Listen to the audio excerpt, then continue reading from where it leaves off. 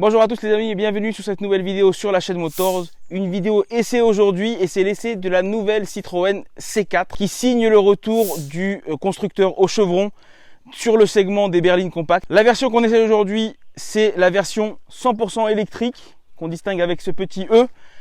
Avant de parler de la motorisation et des spécificités techniques du véhicule, on va faire un tour du propriétaire pour décortiquer un petit peu ce design particulier et 100% original. On va commencer par l'avant du véhicule avec cette signature lumineuse qui se fait de plus en plus chez Citroën. C'est cette signature lumineuse à 2 étages, full LED. C'est même Citroën qui a lancé la mode. Hein. C'est Citroën qui a lancé cette mode. Tu as, si tu filmes un petit peu plus haut, le capot avec une sculpture si tu veux. C'est un petit peu ça, hein, puisque tu as 2 renfoncements sur les 2 côtés. Je trouve que ça dynamise encore le look de cette voiture. Toi, tu la trouves comment? Parce que c'est vrai que l'avant de cette voiture, c'est ce qui, on verra l'arrière aussi, bien évidemment, qui est très particulier. Mais ça a fait beaucoup parler avant qu'elle sorte. Nous, on vient de la recevoir à La Réunion. Ça fait quelques mois qu'elle est en métropole. Et ça partage, hein, les journalistes sont partagés. Il y en a qui adorent et d'autres qui disent ouais, je sais pas trop. Mais bon, c'est Citroën quoi. Bah moi je trouve que personnellement je trouve que c'est très dans l'air du temps et c'est très dans la continuité de leur travail. Et moi au contraire, moi je ne peux que saluer cette évolution parce que même si il y a des codes qui sont repris, c'est totalement original, totalement nouveau. Je précise juste quand je dis c'est Citroën, ça veut dire que c'est quand même le constructeur qui sort du lot à chaque fois. Et là, avec ce modèle-là, il sort encore du lot. Oui, non, parfaitement. On va faire le tour de la voiture, on arrive sur le côté. Une particularité qu'a voulu le constructeur lui-même, c'est d'être dans un style qui n'est pas facile à définir.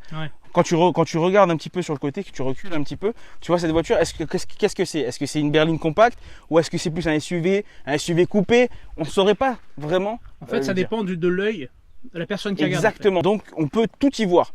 Là, sur le côté... Toi, tu y vois quoi par exemple? Alors là, sur le côté, clairement, on voit l'aspect SUV qui ressort. Pour toi, c'est un SUV? Pour moi, c'est un SUV sur le côté. Parce qu'il est surélevé. Déjà, il a une garde au sol de 16,5 cm.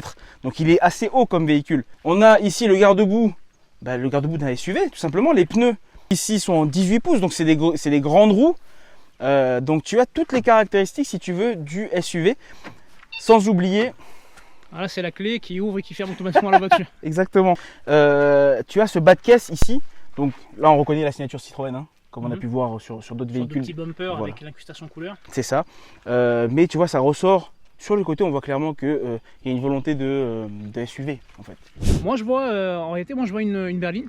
Alors, je dis pas ça pour faire chacun y voit quelque chose, mais moi, je vois vraiment une berline coupée, très originale avec cette arrière-là. On va en parler. Parce que c'est vraiment sur l'arrière que le travail est le plus flagrant. Qui sort du lot. Hein. Qui sort totalement du lot. On a, voilà, comme tu disais, cette ligne coupée qui est très à la mode en ce moment et Citroën ne déroge pas à la règle. Avec, regarde ici, tu as une sorte d'aileron, de béquet.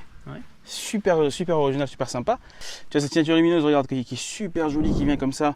C'est du jamais vu. Hein. En 2 parties, c'est-à-dire que quand on ouvre le coffre, la partie lumineuse ici va avec le coffre. C'est pas juste. Oui, exactement. Voilà. Ça fait joli. C'est super joli. Tu as dans la continuité ici ces petits éléments de décoration, mais qui donnent du dynamisme à la voiture. Tu as le E ici, là, le E Tréma. C'est ce qui le différencie de la version thermique. D'accord, chez Citroën, on avait vu ça sur le Aircross. On avait vu ça sur le C5 Aircross hybride. C'est le petit détail qui fait la différence. Maintenant qu'on est à l'arrière, on va ouvrir le coffre. Avec une particularité de ce coffre, on a dit que c'était un véhicule 100% électrique. Donc habituellement, les véhicules 100% électriques disposent de moins de volume de coffre. Et bien là, c'est pas le cas. Il a le même volume de coffre que son frère en thermique. Tu vois, regarde, il est assez grand. Donc c'est 380 litres. Là, tu as tout le kit de chargement. Il y a un petit renfoncement pour mettre les câbles, justement, ça c'est pas mal. Ça c'est super. Ça évite de perdre de la place et la tablette à plat, quoi. La tablette à plat. Pourquoi on a autant d'espace à l'arrière? C'est parce que la batterie est sous le plancher. Donc ça libère l'espace à l'arrière. Et tu verras qu'à l'intérieur, quand ça s'assera, ça n'impacte pas non plus sur le confort d'assise à l'intérieur. Je récupère la caméra, tu vas nous présenter l'intérieur de ce véhicule. Aujourd'hui, Citroën axe, on avait vu ça sur le C5 Aircross hybride avec le fameux programme Citroën Advanced Comfort. Tout le développement aujourd'hui des véhicules de la gamme Citroën sont autour du confort du conducteur et de ses passagers. Donc là, on constate ça. On a des sièges qui sont, je ne sais pas si on arrive à le voir à la caméra, mais qui sont bien rembourrés, on va dire. Ouais. D'accord. Tu as l'impression d'être dans un canapé ou dans un fauteuil de salon. D'accord. C'est extrêmement confortable. Le fait d'avoir un empattement, c'est un des plus grands de la catégorie, hein. Je crois que c'est 2,67 m l'empattement. Ça te permet d'avoir un espace aux jambes qui est extrêmement intéressant, même si tu es grand. Les sièges sont en bi matière, donc cuir tissu, très agréable au toucher. Au niveau de la banquette, c'est 2 tiers 1 tiers, donc une fois que tu rabaisses tes sièges, tu obtiens un volume de coffre qui passe de 380 litres à 1250 litres. Donc pour le chargement, ça peut être intéressant. Ok.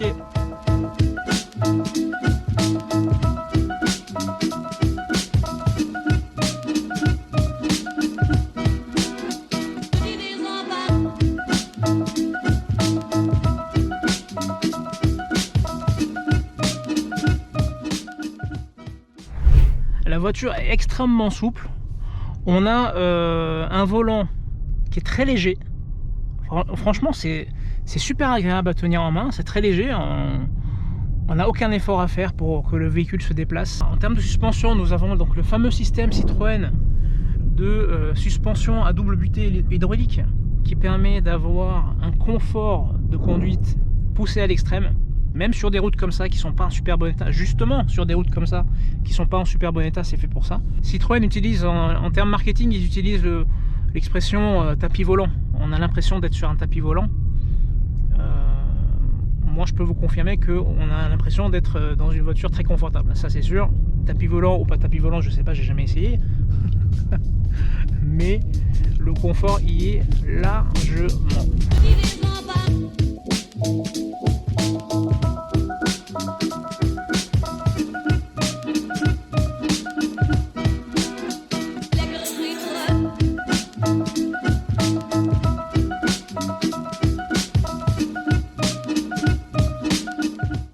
Ok Pascal, là on a fait encore un petit bout de chemin. On est devant un endroit symbolique. Pourquoi? Parce qu'il y a des éoliennes là-bas et qu'on roule aujourd'hui en électrique. Donc, écologie, etc. Protection de l'environnement. Protection de l'environnement. Et surtout économie. Économie. Donc on va rentrer dans le véhicule, on va faire la description de l'intérieur à l'avant. Alors on va allumer la voiture. On va démarrer la voiture. Comme ça les écrans vont s'afficher. Et on va parler de ce qui est quand même assez spécifique dans cette voiture-là. C'est ce petit écran, je ne sais pas si tu le vois. C'est un écran, alors aujourd'hui on est en 2021. Il y a une compétition, une véritable bataille sur la digitalisation où tu as des écrans des fois qui font à la taille de la planche de bord. Là, Citroën va à contre-courant. Et donc là, il nous propose un tout petit écran d'instrumentation avec ce qu'il faut, le strict nécessaire d'information. Juste au-dessus, tu as ici l'affichage tête haute, d'accord, qui peut se désactiver ici. Et là j'appuie 2 ou 3 secondes sur ce bouton là, l'affichage tête haute redescend. D'accord, ça c'est sympa parce que des fois ça gêne, et là si j'appuie pareil 2 secondes ici, il se remet tout simplement, il se redéploie. Donc sur lequel tu as la vitesse à laquelle tu circules, et tu as également tout ce qui est panneau de signalisation, un volant qui est pas très grand, et sur lequel tu as de ce côté tout ce qui concerne l'assistance à la conduite, d'accord, limitateur de vitesse, etc. Et là tu as tout ce qui concerne l'audio. Là par contre, au niveau de l'écran d'infotainment, tu as vraiment un bel écran. Alors, je connais pas la mesure exacte, mais on doit être sur. Je crois que c'est plus de 10 pouces. C'est plus de 10 pouces, hein, facile. Hein. Ils ont simplifié énormément ici. C'est super sobre. Hein. C'est très sobre. C'est laqué noir, donc c'est très joli. Mais ils ont quand même laissé des boutons, je dirais, stratégiques. Le bouton de volume, ça c'est clair. Tu as le bouton Home, H-O-M-E, pour permettre d'accéder au menu complet, donc les applications, la téléphonie, la radio, la navigation, pardon, la clim. Tu as le bouton ici pour les réglages du véhicule. Ici tu as la possibilité de charger ton téléphone avec l'induction. On va l'essayer tout de suite. Ça marche, hein. Moi j'ai essayé avec le mien, donc ça marche. Plus trop de batterie en plus. Tu recharges. Hop, là tu as mis le fond d'écran de ta voiture. Ok, c'est super. Regarde, on a l'indicateur. Voilà l'indicateur qui est en vert, bon, le jour on voit pas très bien. USB traditionnel, USB-C, prise 12 volts. Donc il y a vraiment de quoi faire en termes de chargement. Ici tu as un petit voilà, on peut mettre tes clés, tes petites pièces ici, et c'est caché. On arrive ici avec donc on a la partie, on a dit boîte de vitesse avec la petite molette. Qui est vraiment très original. Elle est travaillée même dans les finitions à l'intérieur, c'est gravé. Le bouton B qui est pour le frein régénératif, c'est-à-dire que quand tu vas décélérer, quand tu vas freiner, la batterie va se recharger. Le fameux bouton de raccourci électrique, quand tu appuies dessus, tu as à l'écran toutes les informations concernant la charge, les flux, tu peux programmer ta charge et les statistiques, donc la consommation moyenne de ton véhicule. On revient ici, bouton de le frein à main électrique, des rangements, 2 portes gobelets. Ici un rangement pas trop profond, je trouve. Ouais.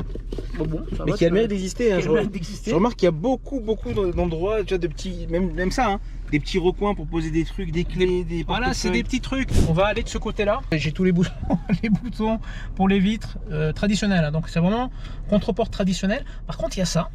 Voilà, il est sur les 4 portes. Ouais. Je sais pas. C'est la signature, je pense, électrique. C'est bizarre. Je pense que il faudra comparer avec le modèle thermique. Mais je pense que ce bleu là c'est propre au modèle électrique. Ok, donc je profite d'être à la concession pour regarder une version thermique et bien confirmer que cette finition c'est pas la même sur tous les véhicules, et je pense que l'autre était propre au véhicule électrique. Bon, c'est plutôt bon, après c'est esthétique quand même, hein. C'est de la qualité, c'est bien fini. C'est un rappel de couleur quoi, c'est par rapport à l'électricité. Ça n'a pas grand intérêt. On arrive sur la planche de bord. Ouais. C'est là où c'est intéressant.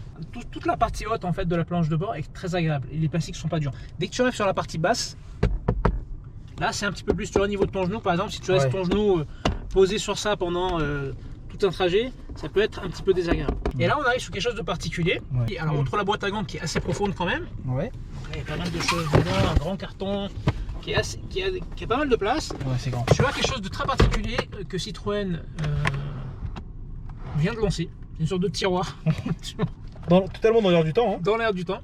Et avec à l'intérieur, il n'y a pas la tablette offerte. Ça, c'est pas, ça, c'est pour faire style. C'est la démo. C'est une démo. Donc là, tu peux mettre. Oui, tu peux mettre des affaires, ton téléphone, et des papiers. Si tu appuies sur ce petit bouton, en réalité, tu as ce support-là. C'est un support qui est fait pour tenir là-dedans. Dans lequel toi tu vas venir glisser ta vraie tablette, bien évidemment, et le passager. Alors je te laisse le faire, toi tu as réussi à le faire hier. Alors c'était voilà, comme ça. Dans le bon sens. Voilà. Tu vois. Et donc là ta tablette elle tient. Ton passager veut regarder un film, il veut travailler pendant que toi tu es en train de conduire. Bon, pas en montant dans les Hautes-Salazie, hein, ou ouais. Mais bon, voilà, c'est. Oui, c'est stable, voilà, c'est pour les longs trajets de vacances en métropole sur l'autoroute où tu as 5-6 heures de route, 8 heures de route. C'est dans l'air du temps. C'est particulier, c'est original. On s'y attendait pas. C'est Citroën. C'est original. Nous on l'a découvert personnellement, moi je l'ai découvert hier. Moi j'en avais entendu parler. Mais c'est très particulier, très sympa. Bon, on va retourner nous à Saint-Denis, histoire de faire un constat sur l'autonomie, puisque tu vas nous dire ce que tu en penses. Ouais, mais là comme on a fait beaucoup de montées, donc on a quand même pas mal consommé. Ouais. Et on est à 124. Bon, on va faire le point en bas. Savoir à combien on va être avec la recharge. Je vais me mettre en B, donc j'appuie sur le B pour avoir le maximum de régénération. D'accord. Et on fait un point tout à l'heure. Allez, à toutes. Hop, on va mettre en B pour recharger un maximum. Là je suis à 124 km d'autonomie restante en haut de la montée et on va commencer à descendre. Drive mode, je vais me mettre en mode éco, et dans la descente on va essayer de régénérer un maximum d'électricité. Je viens de gagner 6 km, c'est magnifique hein, quand j'ai encore rien fait. C'est top. Ici les statistiques, le flux, on est en flux recharge. Si j'accélère, ça va aller dans l'autre sens. C'est décharge, forcément. Là ça charge, hein. On est déjà à 144 km. On vient de prendre 20 km dans la descente en 5 minutes. C'est cool. Et encore, je roule pas trop pépère, hein. Je suis pas uniquement en décélération et en freinage, hein. On va parler un petit peu de la motorisation. La plateforme, la base de ce IC4 est celle utilisée par PSA pour ces autres modèles compacts, on va dire. Donc la i2008, la i208 et chez DS la i10. Donc nous avons un moteur de 100 kW, c'est-à-dire 136 chevaux. L'autonomie WLTP annoncée 350 km. C'est très bien pour une utilisation quotidienne. Donc là on est arrivé en bas de la descente entre guillemets. On a pris plus de 50 km d'autonomie. On était à 124, on est à 178 et là on entame notre parcours sur l'autoroute de vers Saint-Benoît. Le mode sport, on a des à-coups. Voilà, c'est le véhicule électrique avec le couple disponible immédiatement. L'intégralité des 136 chevaux disponible dès qu'on appuie sur l'accélérateur. Forcément l'autonomie elle a pris un coup, hein. On est à 160, on était à 178 il y a 2 secondes. Si je me remets en mode normal, je prends 8 km et si je me remets en mode éco, je reviens à 176.